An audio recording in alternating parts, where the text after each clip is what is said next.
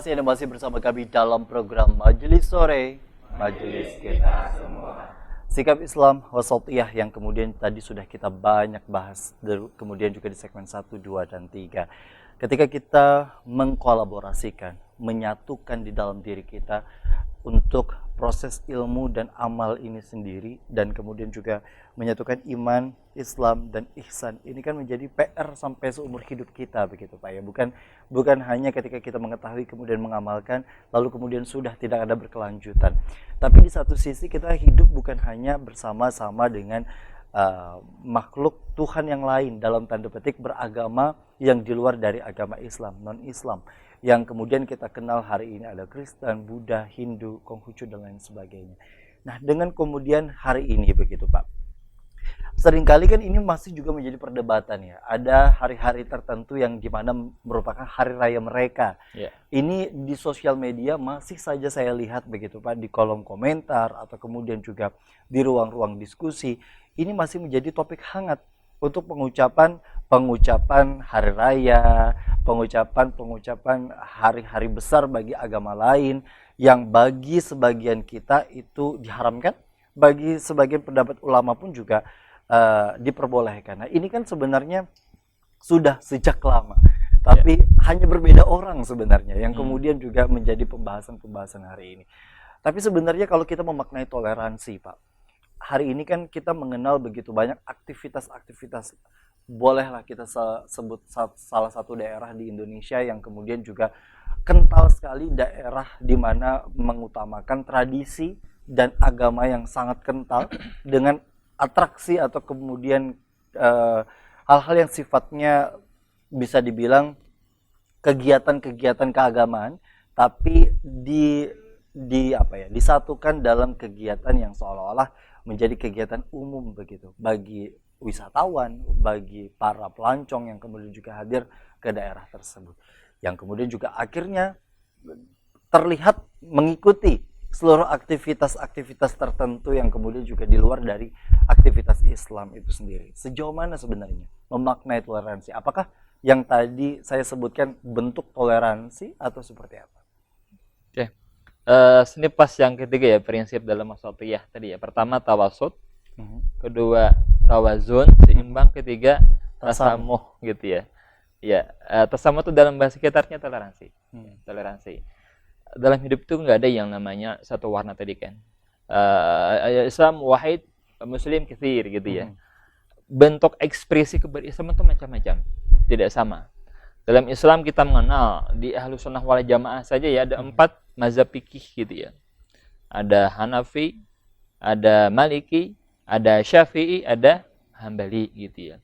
Di kalam ada Asy'ariyah, ada Maturidiyah. Itu bentuk ekspresi keberagamaan.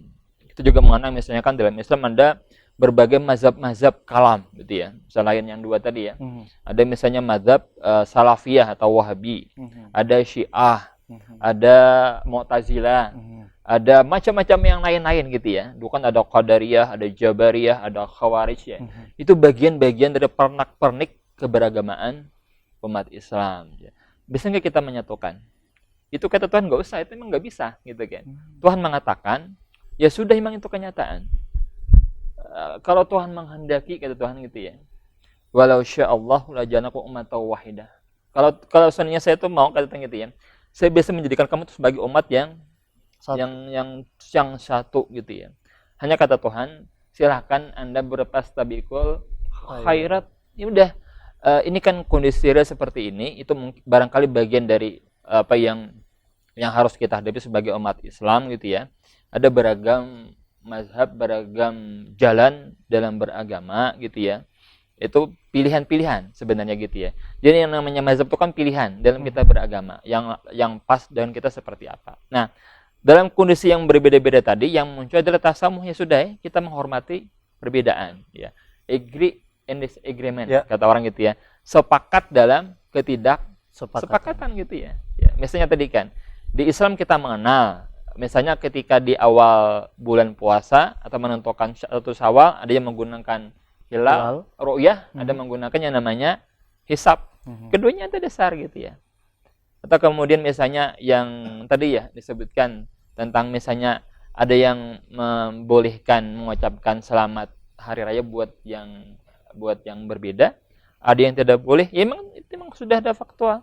Ada ulama-ulama yang membolehkan, ada yang tidak. Itu pilihan gitu ya. Ya. Sejauh kita kemudian bisa menghargai perbedaan tanpa harus kemudian ribut-ribut. Ini kan hanya rutinitas setahun sekali gitu ya. Maksudnya kadang kan di kita memang ada kata Nabi kan innamal a'malu binniyat. Kembali kepada niat masing-masing gitu ya. Kadang kan kita coba untuk kemudian mengukur niat orang dengan kehendak kita. Jadi kalau misalnya ini apa sih seperti ini kemudian diputar macam-macam ya. Nah, sikap wasatiyah gitu ya. Coba untuk kemudian memahami perbedaan tadi tanpa harus kemudian ribut ya. Kadang kan kita ini kan yang jadi masalah bukan perbedaannya tadi tapi kemudian bagaimana menyikapi responnya. Respon perbedaan. Kadang itu yang bisa melahirkan peperangan. Betul. Melahirkan perpecahan. Itu padahal yang wajib harus kemudian dijaga. Jangan sampai kita menjadi pecah, menjadi kemudian bertengkar gara-gara seperti ini gitu ya. Kan misalkan di tahun politik gitu ya. Ya. Kadang karena beda partai, beda pilihan presiden, ribut gitu ya. Padahal di atas sana mereka hanya santai, minum kopi, habis debat di TV gitu ya. Kita yang nonton di sini kemudian yang ikut terpengaruh sampai kemudian di rumah bisa pisah suami sama istri, anak sama bapak gitu ya.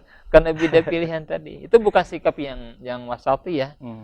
Tasamu itu memang agree and disagreement gitu ya. Memang problem kita nih barangkali mungkin kalau yang antar agama lebih nyaman. Sudah ada kejelasan ya lakum dinukum waliyadin. Yang sering itu adalah intra Islam, antara sesama umat Islam gitu ya. Dulu kan di kita antara misalnya NU dengan Muhammadiyah. Sekarang sudah cair kan, maksudnya dulu kan itu problem sekali, betul. Masalah adalah pusbiniyah. Masalahnya itu juga jadi masalah dulu ya di tahun awal-awal ketika kemudian lahir Muhammadiyah di Alabiyu sana gitu ya. Itu sempat jadi masalah. Masalah kemudian niat tadi ya, masalah kunut, masalah tahlil. Itu kan dahulu sempat ribut ya. Betul. Kemudian berhenti ribut ketika orang tidak lagi sembahyang subuh, selesai. Sama-sama. Jadi kan dulu kan ribut masalah kunut gitu ya, yang tidak baik kunut. Kemudian yang muda-mudanya karena merasa capek dengan diskusi, udahlah, kada usah subuhan, kada lagi ribut ternyata. Nah, ini kan malah parah gitu ya masalahnya itu.